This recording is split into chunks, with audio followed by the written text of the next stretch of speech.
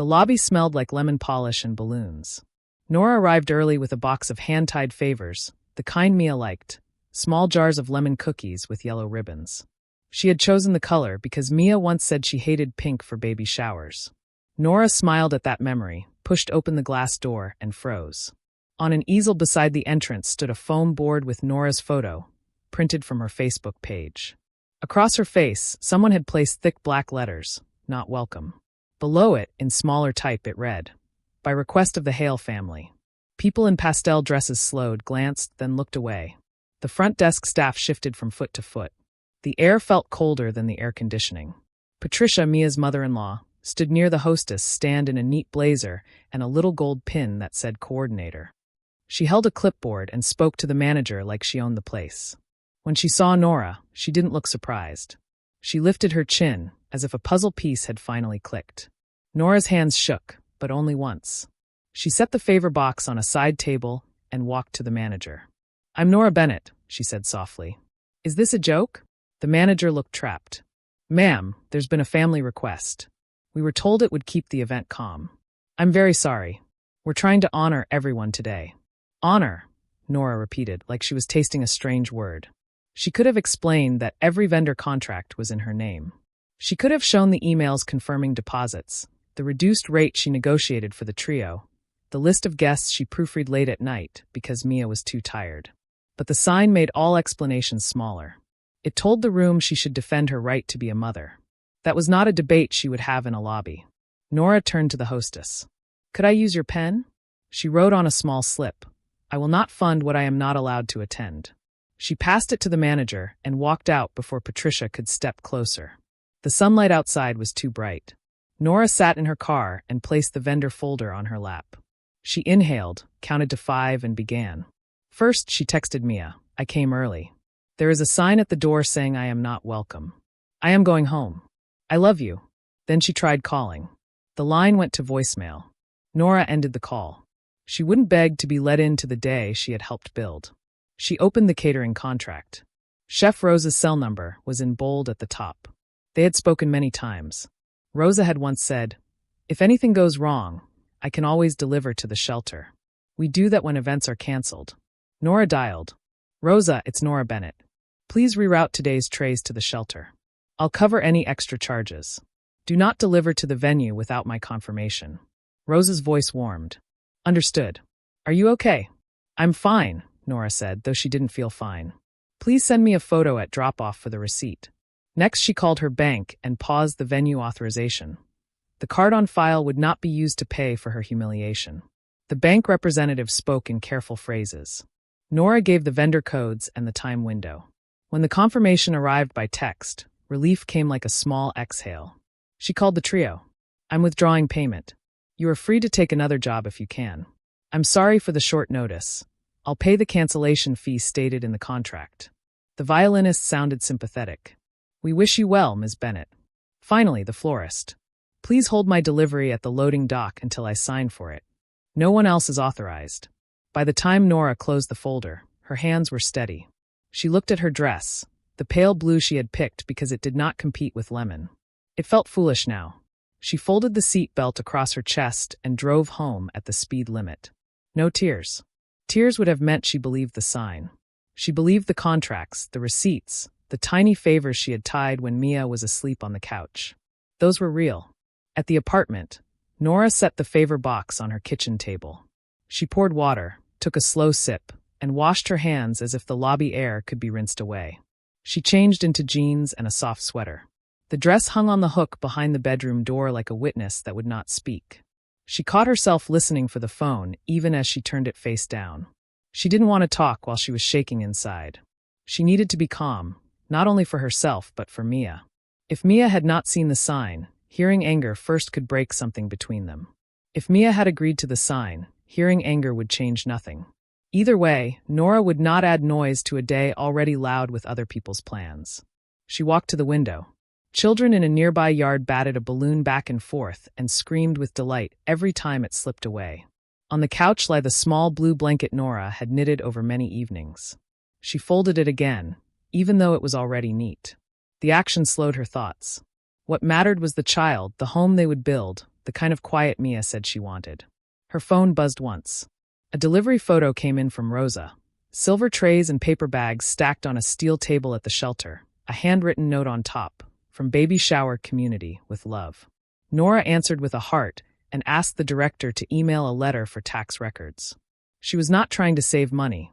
She was trying to make sense. If she had no seat at the table, the food would find another one. She placed the vendor folder by her front door. If the venue called, she would be ready. If they didn't, she would still be ready. She brewed tea and sat at the table with the favors. The little jars looked cheerful and silly in the quiet apartment. She untied one ribbon and tied it again until the bow lay flat and clean. When the tea cooled, the apartment carried a soft lemon smell.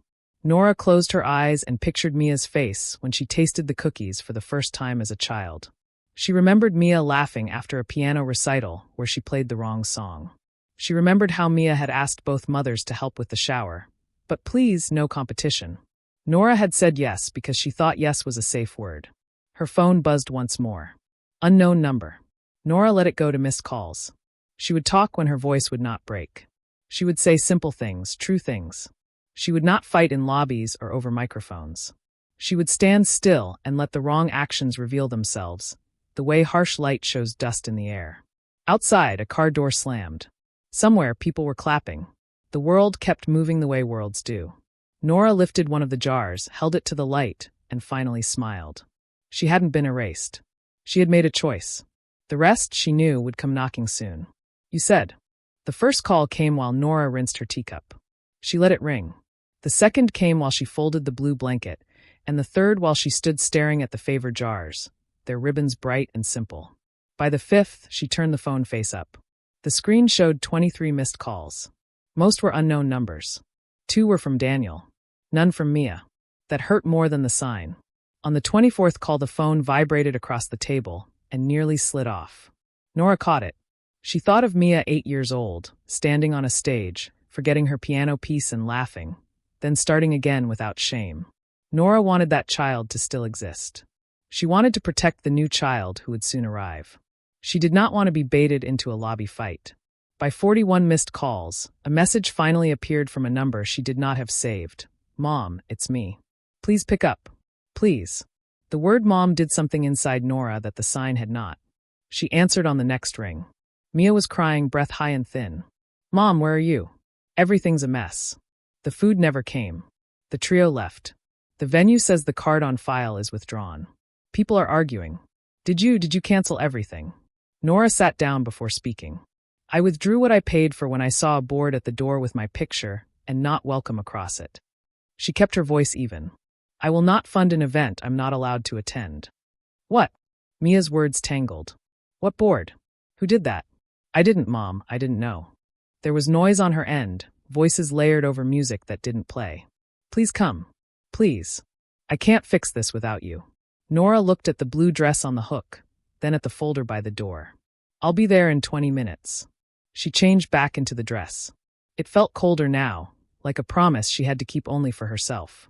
She tucked the folder under her arm and drove. Traffic flowed slow and polite, as if the city had decided to move around pain without touching it. Nora kept both hands on the wheel and rehearsed simple sentences. I saw a sign. I left. I withdrew payment. She refused to add fuel. Truth could walk without shouting. The venue lobby looked different at mid-afternoon, littered with stray ribbons, a stack of unused plates, a cluster of guests speaking in low voices. The easel was gone. In its place stood a blank space on the floor, a pale square where the feet had flattened carpet. The manager, Jordan Lee, was on a cell phone, face tight. Daniel stood near the entrance, trying to smile at someone's joke and failing. Patricia held the clipboard like a badge. Mia saw Nora first. She crossed the room fast, one palm on her stomach, the other reaching. Mom. Her face was blotchy. Her makeup had surrendered long ago. I swear I didn't know about any sign. I went to the dressing room to fix my dress, and when I came out the food wasn't here, and people were asking me what's going on, and her voice broke into hiccups. Nora hugged her. Breathe. She counted quietly, the same way she had taught Mia to calm before exams. In 2-3. Out 2-3. When Mia's shoulders softened, Nora smoothed a strand of hair behind her ear. We'll make it simple. Patricia approached like a storm, pretending to be polite. Nora, we've had quite the drama. The caterer failed us. The musicians are unprofessional. The venue is being difficult. If you could just put your card back on file, we'll get this back on track. Jordan ended the call and stepped closer. Ms. Bennett? I'm Jordan, the manager. Relief flashed across his face, and something like apology. May I confirm, are you the contract holder for today's event? Yes, Nora said. She kept her eyes on Jordan, not Patricia. She placed the folder on the counter and opened it to the first page. All deposits were paid by me. Here are the contracts, deposit receipts, vendor contacts, and the last email threads. Jordan scanned the papers with the speed of someone used to bad days. Thank you. He exhaled. We've been receiving conflicting instructions. Around noon, we got emails saying billing had moved to a different coordinator and that delivery schedules changed. Then the card on file was paused. Nora's stomach tightened. From me? Jordan frowned slightly. They looked like they were from your address. He tapped the paper with a pen. But there are differences.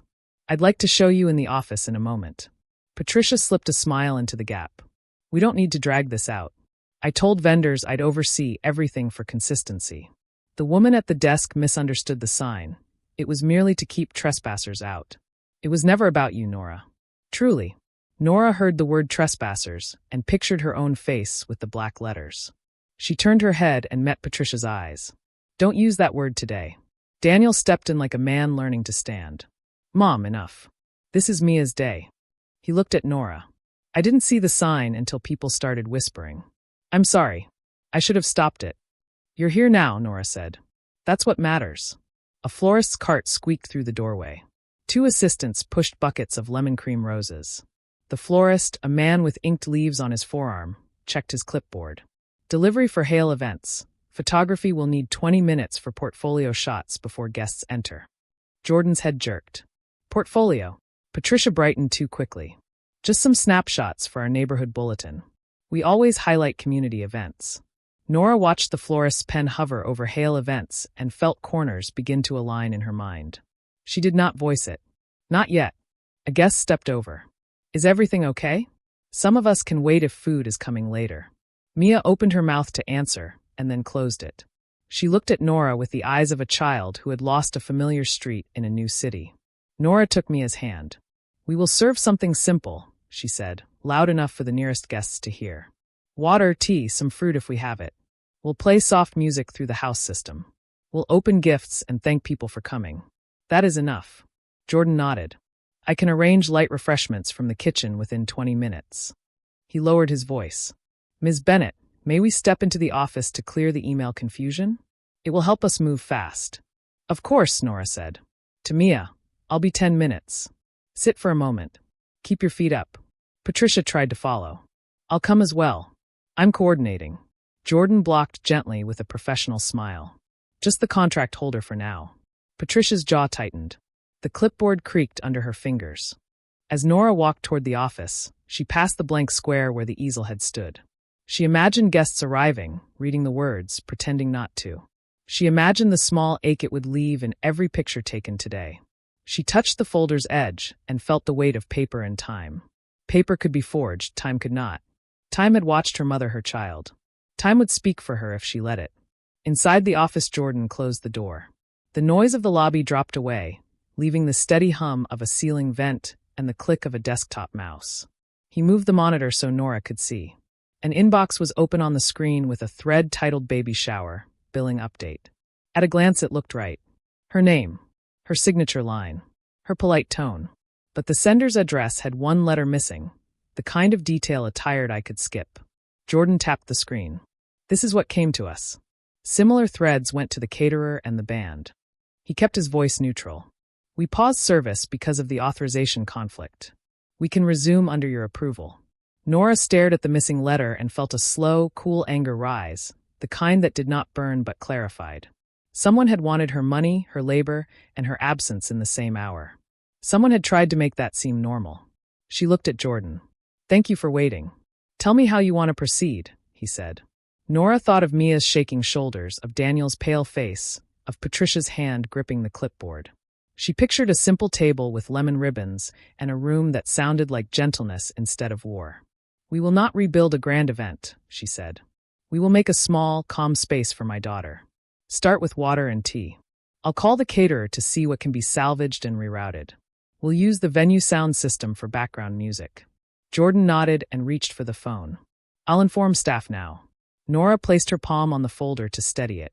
The truth was walking toward daylight. It would stop in the lobby soon enough. But for this minute, the task was simple. Feed Mia, keep breath steady, and let facts do the loud work that anger wanted to do. Jordan put the office phone on speaker so everyone could hear. We'll clear the confusion first, then we'll feed your guests, he said. His calm voice felt like a handrail. Nora called Chef Rosa. Hi, it's Nora. We had a problem. Can you return part of the food here if I restore payment? Rosa did not hesitate. Yes. I can send half back in 40 minutes. I'll keep the rest at the shelter so nothing goes to waste. Send me the new approval code. Jordan nodded, keyed the venue card terminal, and handed Nora a slip to sign for the partial order. Simple, clean. No grand show. Next, Jordan dialed the florist. This is the venue manager. We need to correct the work order. He looked at the clipboard on the desk. Who asked for Hale Events portfolio shots? A beat of silence, then the florist said, a woman named Patricia. She said she was the coordinator and had moved billing. She also sent a message in a vendor group chat asking for angles that show our styling. Want me to forward it? Please do, Jordan said. The screenshot arrived a minute later. It showed Patricia's name and a message. We'll run this like Hale Events. Need clean photos without clutter. Family politics are messy. Keep mother out of frame. Nora read the line twice. The word mother hit like cold water. Thank you, Jordan told the florist. Hold off on any portfolio shots. Deliver to the foyer. Ms. Bennett will approve. He ended the call and turned the monitor back to the email thread. Ms. Bennett, this is the address that contacted us. The screen showed norabennett.events at. One letter missing from Nora's actual email. Jordan clicked the header details. There are other tells. The signature block uses a different font.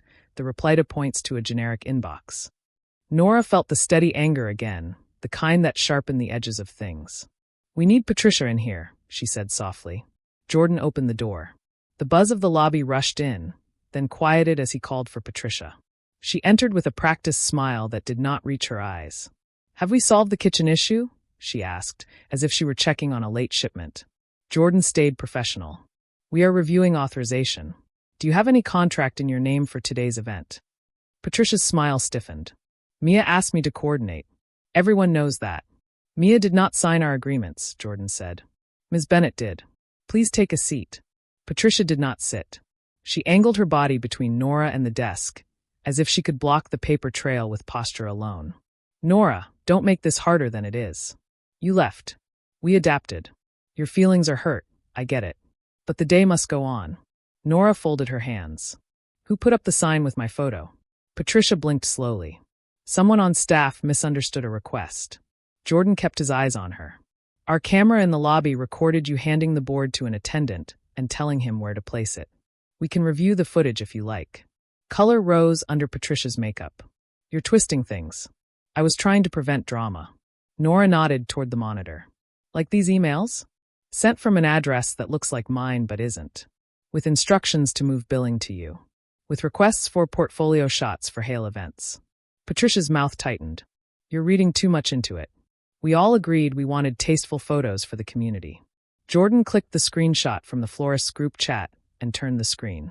The line "Keep Mother Out of Frame" sat there like a dropped pin. Patricia looked at it, then at Nora. You always make yourself the center, she whispered, the smile gone now. Mia needs calm, not your controlling energy. Nora's voice was even. Calm would have been a chair next to my daughter. A plate of food we paid for. No sign. There was a knock. Daniel entered, shoulders squared.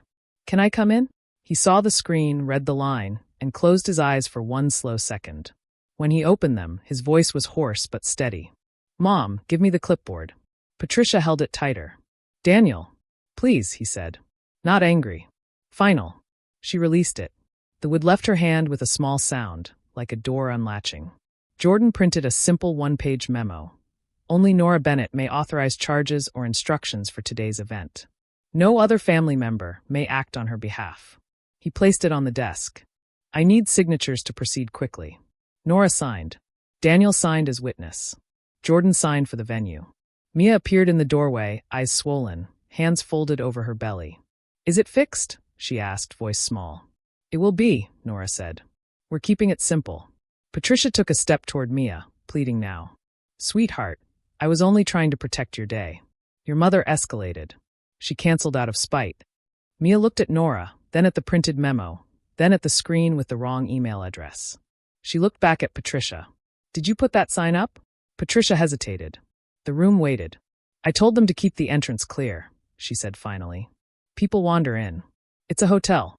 Mia's face settled into something older than her years. "That sign had my mother's face on it." Silence filled the office until it felt like another person. Jordan spoke gently. "Ms. Hale, I need to ask you to step out while we finish the authorization notes. Security will escort you to the lounge. You can rejoin the guests after we start service, but you will not give instructions to staff." Patricia's eyes flashed. "Security? For me? I am the grandmother." Jordan didn't flinch. "I'm protecting the event. This is standard when there's conflicting direction." He opened the door. A quiet guard waited there, hands folded. Patricia looked at Daniel for rescue. He did not move. She walked out with her spine straight and her jaw tight. When the door closed, the room exhaled. Jordan faxed the memo to the kitchen and front desk and sent a quick email to all vendors. Authorization restored to Nora Bennett. Proceed only under her approval. Disregard prior instructions from similar addresses. Nora called Rosa again. "You can bring half the trays back. We'll keep it light." "Thank you." Rosa laughed softly with relief. "On my way." The house sound tech came in to confirm music levels. Nora chose quiet acoustic tracks. The florist knocked, asking where to place the arrangements. "Not too many," Nora said. "Just one near the gift table, one near the door." Mia nodded, grateful for the lack of fuss. Daniel leaned on the desk and rubbed his face with both hands. "I should have seen this," he said. "She uses my laptop sometimes. I must have stayed logged into something." "I'm sorry." Nora put a hand on his arm. "Fix the door now. We'll talk about the locks later." He managed a small smile. "Yes, ma'am." They stepped back into the lobby. The blank square on the carpet had been filled with a small plant. Staff moved quickly but softly, like people repairing a torn dress without drawing attention to the rip. Guests straightened chairs and poured water for one another. The room changed temperature. It felt human again. Mia took Nora's hand. "I wanted you next to me when I opened the first gift," she whispered. "I'm here," Nora said. A server rolled out a table with tea and plates of fruit. Gentle music drifted from the speakers. The florist placed a simple vase of lemon cream roses near the gift table. For a moment, the event looked like the invitation Mia had first imagined. Small, warm, nothing to prove. Across the room, Patricia sat alone on a lounge chair, hands clasped, eyes hard and distant. She watched Daniel speak to security and sign a note about device passwords. She watched Mia lean her head on Nora's shoulder. She watched the room move without her. Jordan passed by and gave Nora a small nod. The facts were in motion now. They would not stop. And yet the loudest thing in the room was not anger or blame. It was the quiet sound of plates being set down, of paper torn gently from a box, of a young woman saying thank you through tears that finally meant relief. The first tray arrived like a white flag. Steam lifted from the lids and carried a warm, kind smell into the room. The music from the house speakers was soft, just guitars and a piano. Staff moved with quiet hands. A few guests clapped without meaning to. It felt like the moment after a storm when people test the air and decide it is safe to breathe again. Mia sat on a small chair near the gift table. She looked tired, but the tightness in her mouth had eased. Daniel brought her water with a lemon slice. Nora tied one of the lemon ribbons around a vase and placed it behind Mia, so a small bright color sat in every camera frame. She kept it simple on purpose. No show. No speech. Just enough. "Shall we open one?" Nora asked. Mia nodded. "Open the one from you." Her voice shook, but she smiled. Nora lifted a small box, not the biggest and not the shiniest. Inside was the knitted blue blanket with neat corners that had traveled across Nora's lap every night for months. Mia pressed it to her face and cried hard and clean, the kind of crying that makes space. People around them softened. The room remembered why it had gathered. Gifts opened slowly. There were tiny socks and soft books and a mobile with small paper moons. When someone started to clap too loudly, Nora smiled and tapped the table, and the volume fell back to gentle. Once, Mia looked over toward the lounge where Patricia sat. Patricia's eyes were on them, unreadable. Mia looked down and kept opening cards. The trio did not come back, so Daniel's friend paired his phone to the sound system and found a playlist of acoustic covers. It was enough. The florist moved a single arrangement closer and left the others in water by the door so nothing felt crowded. Jordan checked in twice, each time with a small update. The spoiled moment was not erased, but it was no longer in control. When the last gift was opened, Mia stood and took Nora's hand. "Thank you for coming back," she said. Her voice carried just enough for the nearest guests to hear. "And thank you for not yelling when I wanted to." Nora squeezed her fingers. "You asked for a quiet day. We will keep it." Guests began to drift out in twos and threes, leaving handwritten notes on a little board. Someone collected wrapping paper. Someone else stacked chairs against the wall. The room exhaled. Daniel walked to the lounge and spoke to Patricia. His shoulders were square. His mouth was a straight line. They talked for a long minute. Patricia gestured at the room, at Nora, at the gift table. Daniel listened and shook his head once. Then he pointed to the hall where security waited. Patricia stood, lifted her purse, and followed the guard to give a statement about the emails and the sign. She did not look back at the gift table. When the last guest left, Jordan asked Nora and Mia to step into the office one more time, not for drama, but for paperwork. He showed them still images from the lobby camera. Patricia handing the board to staff, pointing to the doorway, testing the angle like someone arranging furniture. He opened a neat folder labeled Incident, Authorization Conflict. Inside were copies of the spoofed emails and the florist's screenshot. "Our counsel will issue a written warning for identity misrepresentation," he said. "If you prefer, we can also file a trespass notice for future events here. Your choice." Mia looked at Nora. Nora looked at Mia. The air in the office felt very quiet. Nora chose a path that would protect without making a headline. "Send the warning," she said. "We won't host family events here again. We'll keep things at home." Jordan nodded. "Understood. I'm sorry this happened, Ms. Bennett." "So am I," Nora said, and meant every word. In the parking lot, dusk washed the cars in soft blue. Daniel put the gifts into Nora's trunk and closed it carefully, as if not to wake a sleeping house. "I changed every password," he said. "Email, bank, even the shared grocery app. I'll get my laptop re-imaged in the morning. No one logs in but us." He rubbed the back of his neck. "I should have done this earlier." "You did it now," Nora said. "That matters." Mia hugged Nora for a long time. "I didn't see the sign," she whispered again, as if confession could carry away the image. "I never would have allowed it." "I know," Nora said. "And even if you had, I still would have left." "That is also true." She kissed Mia's forehead. "Go home. Put your feet up. Eat something simple." They did. The next week was quiet on purpose. Then the twist arrived, not with shouting, but with a short email from the venue's council copied to several vendors and the neighborhood association list.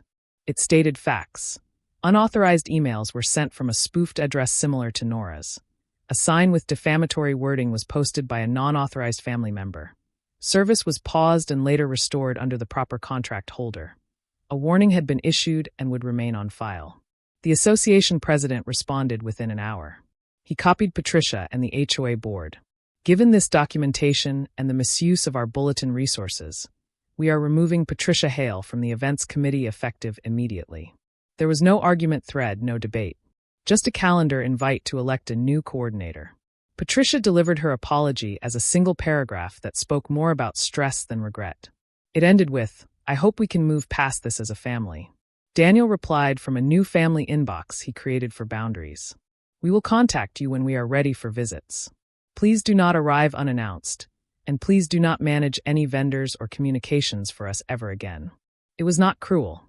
It was a fence.